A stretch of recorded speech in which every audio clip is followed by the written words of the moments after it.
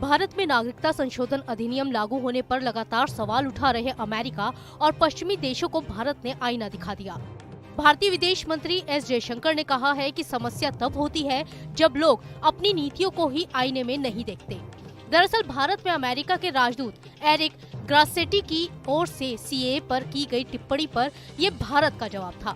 इसके अलावा एस जयशंकर ने ये भी कहा कि भारत कोई पहला देश नहीं है जो इस तरह का बिल लाया है। दुनिया में कई देशों के पास फास्ट ट्रैक नागरिकता है। ये देश के हालात पर आधारित है, इस पर टिप्पणी ठीक नहीं है। दरअसल अमेरिका ने कुछ दिन पहले कहा था कि वो भारत में सीएए की अधिसूचना को लेकर चिंतित है और इसके लागू होने पर करीब से नजर रख रहा है। तब भारत ने अमेरिका की बात पर तीखा वार करते हुए जवाब दिया था कि भारत के आंतरिक मामले पर टिप्पणी नहीं करनी चाहिए। यह हमारे देश के अंदर की बात है। विदेश मंत्री एस जयशंकर ने एक निजी टीवी चैनल से बातचीत के दौरान कहा कि आप भारत और कनाडा का कोई उदाहरण दे रहे हैं। अमेरिकी राजनीति ने हिंसक चरमपंथी विचारों और गतिविधियों को उस तरह की जगह नहीं दी जो कनाडा ने दी है। इसलिए मुझे नहीं लगता कि इन्हें एक साथ रखना अमेरिका के लिए उचित है। मैं दोनों के बीच अंतर करूंगा। मैं उनके लोकतंत्र या उनके सिद्धांतों की खामियों पर सवाल नहीं उठा रहा हूं। मैं हमारे इतिहास के बारे में उनकी समझ पर सवाल उठा रहा हूं, जो हमारे इतिहास के बारे में है। अगर आपके पास जानकारी नहीं है तो आप कहेंगे कि भारत का विभाजन कभी हुआ ही नहीं, वो समस्याएं पैदा हुई ही नहीं जिसे सीएए कानून में एड्रेस किया गया है। अगर आप कोई प्रॉब्लम को लेते हैं और उसमें से ऐतिहासिक प्रसंग को मिटाकर बात करते हैं तो ये संभव नहीं है। सीएए पर पश्चिमी देशों के विचारों पर बात करते हुए उन्होंने ये भी कहा कि अगर आप हमसे सवाल पूछ रहे हैं तो क्या अन्य लोकतांत्रिक देशों ने विभिन्न मापदंडों पर इस तरह का फैसला नहीं लिया है।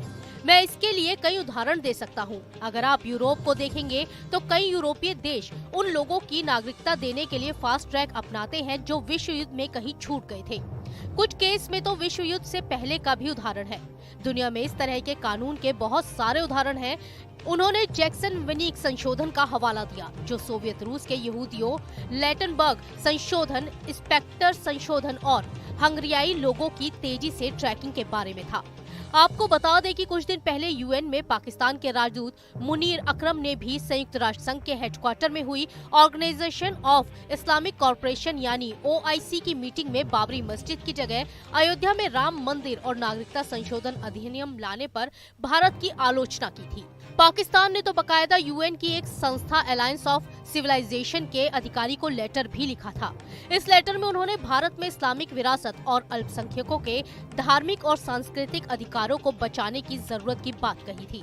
पाकिस्तान की करतूत के बाद संयुक्त राष्ट्र में भारत की स्थायी प्रतिनिधि राजदूत रुचिका कंबोज ने पूर्ण बैठक में पाकिस्तान को जमकर इस्लामोफोबिया पर धोया था। कंबोज ने पाक को दो टूक जवाब देते हुए कहा था कि पाकिस्तान एक ही राग को बार बार अलाप रहा है, जो एक टूटे हुए रिकॉर्ड की तरह है, जबकि दुनिया प्रगति कर रही है। पाक की स्थिति दुखद रूप से अब भी वही बनी हुई है जैसे पहले थी। Team news nation.